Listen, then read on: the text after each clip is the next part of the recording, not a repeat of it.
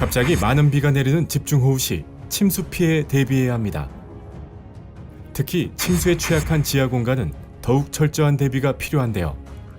실제로 2022년 8월 수도권에 쏟아진 엄청난 집중호우와 2022년 9월 우리나라에 상륙한 제11호 태풍 흰남노 당시 지하 공간의 침수로 많은 인명피해가 발생하기도 했습니다. 침수, 이렇게 행동하세요. 지하 공간 이용자 행동 요령.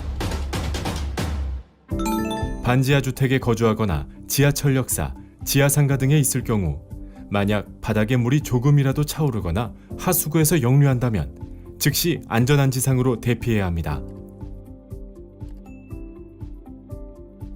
지하 공간이 침수되는 경우 외부 수심이 무릎 이상일 때에는 혼자서 문을 열기 어려운데요. 실제로 일반 성인의 신체 위치를 기준으로 출입문 개방 실험 결과 수심이 30cm 이하일 때는 남성과 여성 모두 문 개방이 가능했지만 수심이 40cm인 종아리 높이에서는 남성은 가능, 여성의 경우 개방이 불가했습니다. 수심이 50cm인 무릎 높이의 경우엔 남성과 여성 모두 문 개방이 어려웠습니다. 따라서 수심이 무릎 이상으로 차올랐을 경우엔 전기 전원을 차단 후 여러 명이 힘을 합쳐 문을 열고 신속히 대피해야 합니다. 지하 공간에서 계단으로 대피 시에는 신발도 고려해야 합니다. 미끄러운 구두나 하이힐, 슬리퍼보다는 운동화가 대피에 용이하고 특히 장화의 경우엔 장화 속으로 물이 차 대피가 더욱 어렵기 때문에 피해야 합니다. 만약 마땅한 신발이 없을 경우엔 신발을 벗고 맨발로 대피하는 것이 신속한 대피에 도움이 되고 대피 시에는 난간을 잡아 안전하게 이동하는 게 좋습니다. 특히 계단에 유입되는 물이 발목 높이라 하더라도 어린이나 노약자는 대피에 어려움이 있기 때문에 만약 물이 조금이라도 유입된다면 즉시 대피를 해야 합니다. 지하 주차장 침수 시 행동 요령도 중요합니다. 지하 주차장에 물이 차오를 때 차량을 밖으로 이동하려 하거나 차량 확인을 위해 지하 주차장으로 들어가는 행동은 절대 하지 말아야 합니다. 경사로를 따라 물이 들어오기 시작하면 차량은 수압으로 움직일 수 없기 때문에 차량은 두고 사람만 신속하게 대피해야 합니다. 차량 이용자 행동 요령. 차량에 탑승해 있거나 차량 운행 중 침수가 된다면 어떻게 해야 할까요?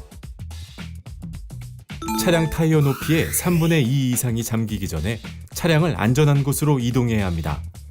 이미 침수가 상당히 진행되었을 경우 외부 수압으로 문이 열리지 않습니다. 이때는 창문이나 천장 썬루프를 열어 대피하고 창문도 열리지 않을 경우엔 좌석 목받침을 이용해 유리창을 깨서 대피합니다. 유리창을 깨지 못할 경우엔 차량 내 외부의 수위 차이가 30cm 이하가 될 때까지 기다렸다가 문이 열리는 순간 탈출합니다.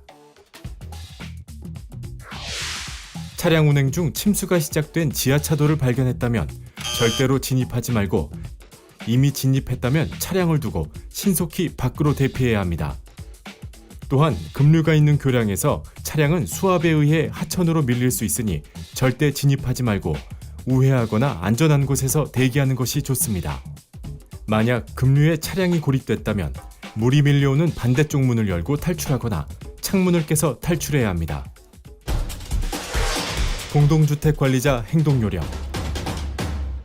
아파트, 빌라 등 많은 사람들이 거주하는 공동주택 관리자의 역할도 중요합니다. 평상시에 물을 막아주는 차수판, 모래주머니, 양수기 등을 비치하고 필요시 이를 신속히 설치할 수 있도록 담당자를 미리 지정해 놓아야 합니다. 호우 시에는 기상특보를 예의주시하고 많은 양의 비가 예상되는 경우 신속하게 차수판과 모래주머니를 설치해야 합니다. 만약 지하주차장 등 지하 공간에 빗물이 유입될 경우 즉시 지하 공간 밖으로 대피하도록 안내합니다. 대피 장소로는 건물 내 높은 공간이나 가까운 주민센터 등 안전한 곳으로 대피하도록 안내합니다. 특히 지하주차장 차량 이동이나 확인 등을 위해 지하 공간에 진입하는 행동은 철저히 금지해야 합니다.